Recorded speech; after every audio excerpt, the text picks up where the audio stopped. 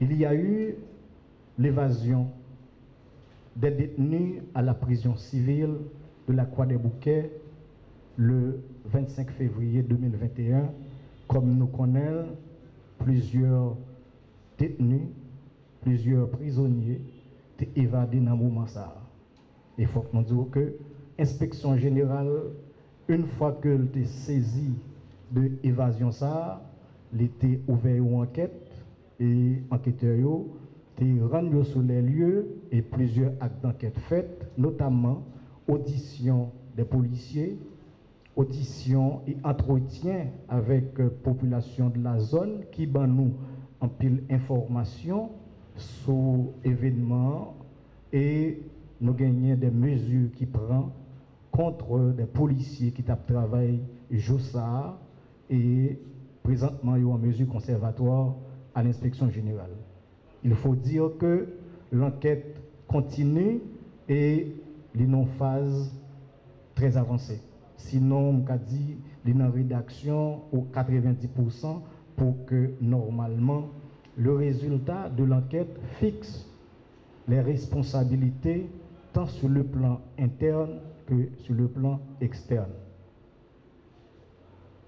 Nous parlerons en deuxième point, nous avons parlé de lui, c'est opération à Village de Dieu le 12 mars 2021. Toujours est-il, comme nous connaissons déjà, inspection générale, chaque fois, gagne une situation qui impliquait la police nationale d'Haïti, dans souci pour que l'Iran, police ou police professionnelle, qui répondent à aspiration de population en matière de sécurisation, eh bien, l'y intervenir. Et c'est dans le cadre de ça qui fait que lorsque il y a des informations qui ont circulé à travers les médias, les réseaux sociaux, sous opération ça qui malheureusement fait des policiers qui mourent dans des conditions que nous connaissons, les ouvert une enquête et ça te vient déboucher à des mesures administratives qui te prend, notamment gagner un inspecteur général qui t'est placé en isolement, qui maintenant il n'est plus en isolement, au contraire, il est plutôt en mesure conservatoire. Il faut dire que relativement à l'inspecteur général ça, il y a un pile bagaille qui t'a dit à travers les ondes, à savoir, l'inspecteur général là t'a gardé ou bien placé non cachot. Il faut que moi dise que à l'inspection générale, il n'y a pas de cachot. Bâtiment ça, il est construit par des ingénieurs nationaux, internationaux et sous la supervision des Nations Unies, parce que nous avons des partenaires qui, à l'inspection générale, qui toujours a surveillé bonne marche institution sur le plan réglementaire et de droits de l'homme.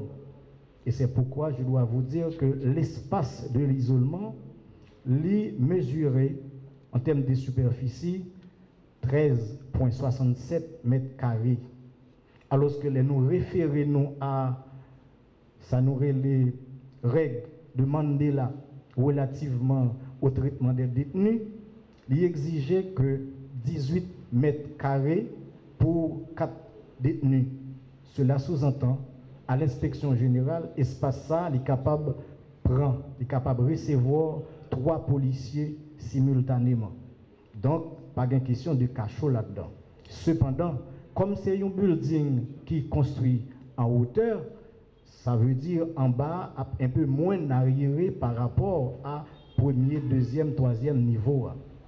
Maintenant, l'autre situation qui est présentée relativement à l'inspecteur général, là, pour qui ça, l'inspection générale prend du temps ou bien fait être les devoirs pour le rendre la population tout compte de ça y a dit de l'inspection générale, c'est parce que nous travaillons pour la population et en tant que service public, nous devons rendre compte à toute préoccupation population. Relativement à l'état de santé, inspecteur général là, que Yota dit gagner des changements qui fait dans médicaments que l'on prend, qui peut-être est capable d'aggraver la situation de santé, eh bien d'après information que responsable médical, inspection générale là, l'IBAI, il n'y avait pas eu de changement dans le protocole de médicaments. Au contraire, il y avait eu plutôt de renforcement de médicaments.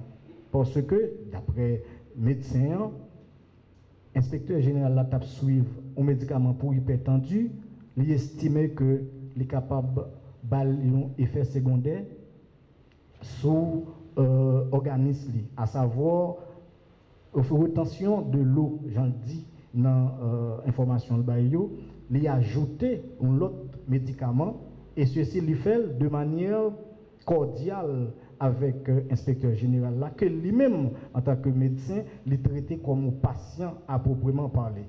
C'est ainsi que le médicament ça il était prescrit et son frère qui est médecin, docteur Boucher, c'est lui-même qui était recevoir prescription ça pour le faire l'acquisition pour l'inspecteur général là et t'es une prise en charge qui fait sur le plan médical et du même coup, l'inspection générale te fait être les devoirs pour lui changer espace côté inspecteur général Calandre Boucher t'es dans l'isolement, lui aménager un autre espace beaucoup arriéré par rapport à sa situation de santé. Maintenant, sous dossier ça, c'est tout ça nous gagnons. Et maintenant, on va rentrer d'emblée dans les bilans statistiques de tout travail que l'inspection générale fait au cours de 2 mois. Parce que, m'a dit nous pas présenter mois février, hein, et ça fait nous présenter mois mars là, ensemble mois février. Côté que nous allons présenter à public là tout acte d'enquête qui fait relativement sur évasion quoi des bouquets et opération village des Dieux et d'autres activités que l'inspection générale mène. Pour 2 mois ça, disons février et mars, l'inspection générale recevoir 40 dossiers, 23 plaintes, 16 rapports internes de la PNH, gagné 1 plainte reçue au bureau régional du Grand Nord. Nous recevons ensemble de dossiers pour allégations relatives aux droits de l'homme, au nombre de 9.